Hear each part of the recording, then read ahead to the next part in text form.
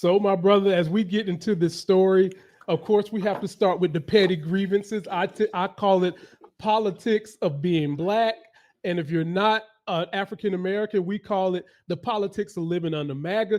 TJ, what is your petty grievance of the week that you want to extol? Oh, my man got records. Oh, yeah, I was right. So it's all right. So this one, I don't know. Have you seen this video? Does this look familiar at all to you? No, I haven't seen this one. Fantastic. This is a man, he's the Lieutenant Governor of the great state of Indiana. His name is Micah Beckwith.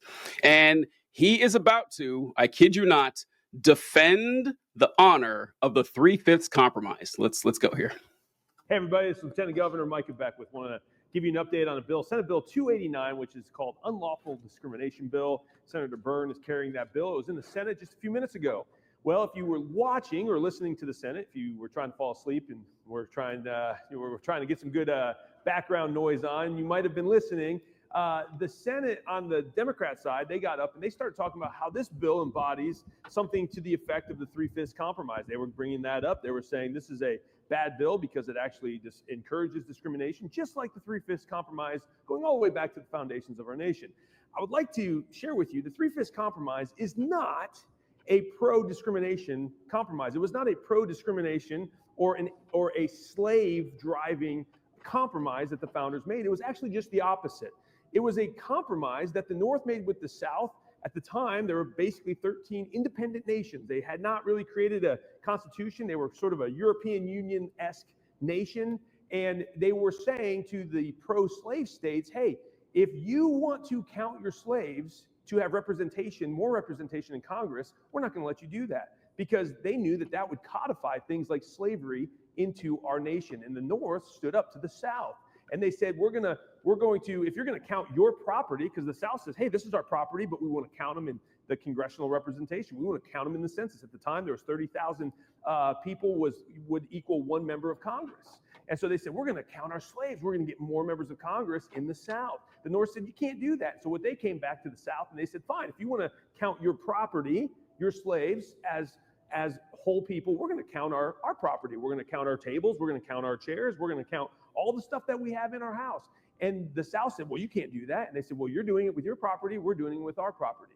So what they did is they came up with a 3/5 compromise. They said, you will only get 3/5 of a vote when it comes to your slave. And what that did, it actually limited the number of pro-slave representatives in Congress by 40%. This was a great move by the North to make sure that slavery would be eradicated in our nation. They knew what they were doing. But now here you have Senate Democrats in today's American Republic who do not understand that. They think the 3/5 compromise was something that was a scourge on black people. That's not what it was. All right, so I want to pause. There's only like 10 more seconds I want to play here, but I kind of want to discuss this while we have the chance.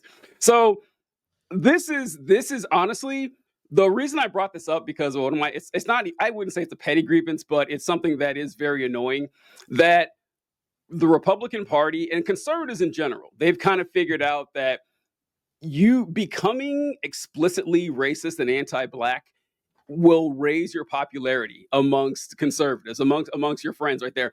And they do this thing all the time where they take American history and they twist it to make it say it actually wasn't so bad for black people. That's really one of the driving forces of the conservative movement, that they always talk about how important history is. But the second you bring up black history in any sense and how unfair it was and how unjust it was, stop complaining. It actually wasn't that bad. This is a particularly egregious example that, if you guys were wondering what happened, he says the 3/5 compromise was actually good because it took away representation from slave states. No, the fuck it didn't. What it did was give slave states more representation than they deserved, because they say, yeah, you have every slave you have will count as 3/5 in the census. That way you get. So he made it sound like they lost 40% of their reps. No, they gained an extra 60%.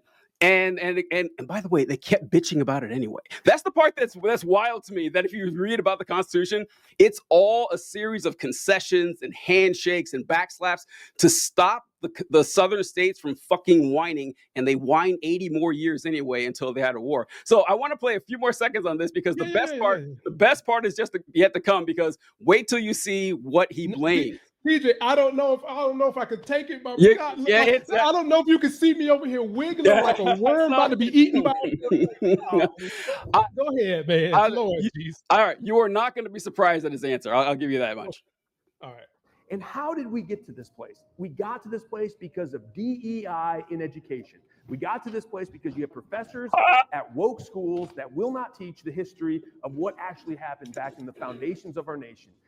All right, I just had to play that last part because, my God, man, if that isn't the cherry on the sundae, right? It's just, not only am I going to spout this virulently anti-Black propaganda, this whitewashing and soothing and equivocating about how great the Three-Fifths Compromise actually is.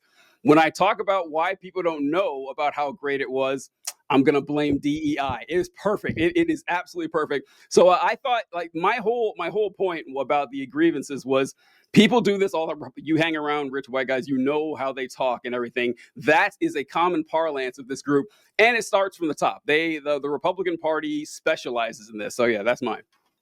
Wow. I don't know how to follow up with that, but first I got to comment on that.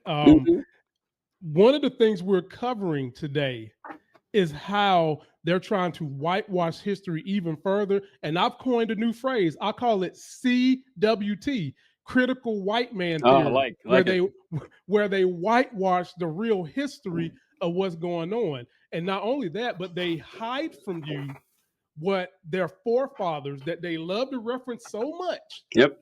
The bad shit that they was doing. They hide that shit because they don't want you to know about that. But anyway, it frustrates me, TJ, because not only do you, what frustrates me about your grievance is I grew up around white people who love to use big words that they know some people don't understand. And be honest with you, some of their asses don't understand it. And they use those big words to codify trailer park trash, people who haven't been in certain areas, people who don't have expertise in a certain area. Yeah. Number one, to make them feel good. And number two, to have those people think that they are experts in whatever they're talking about, just like this guy did. Because if you really and truly don't know the history of what he was talking about, that shit might sound good. Yep. What he said might sound good.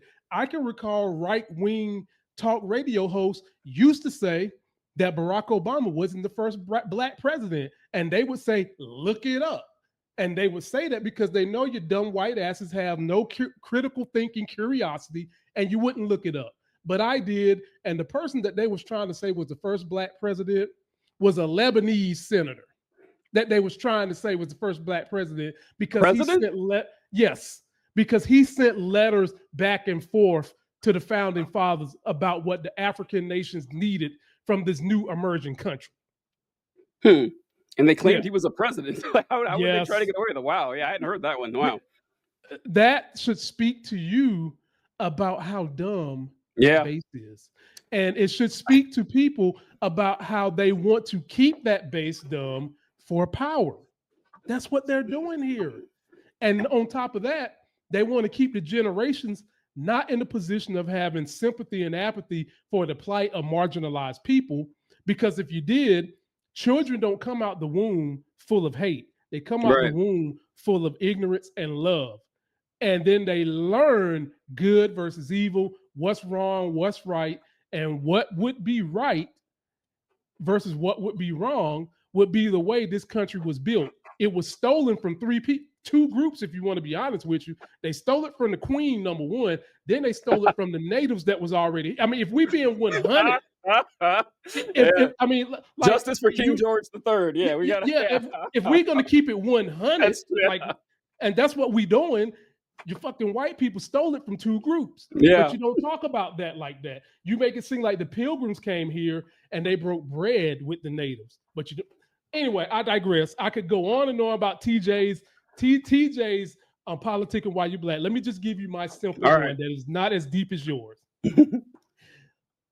I had two, but I'm gonna keep it to one this time. My politicking while black is when I go to a wholesale warehouse, ladies and gentlemen, wholesale warehouse such as Costco, and those wholesale warehouses are so that you can get bulk things for cheap. You want to know what gets on my fucking nerves when I'm there? That they got all these T-Mobile and Verizon salespeople chasing me around the produce section when I'm trying to get fruit, trying to get me to buy their high-priced, high-ass wireless service when I'm in a place of wholesale.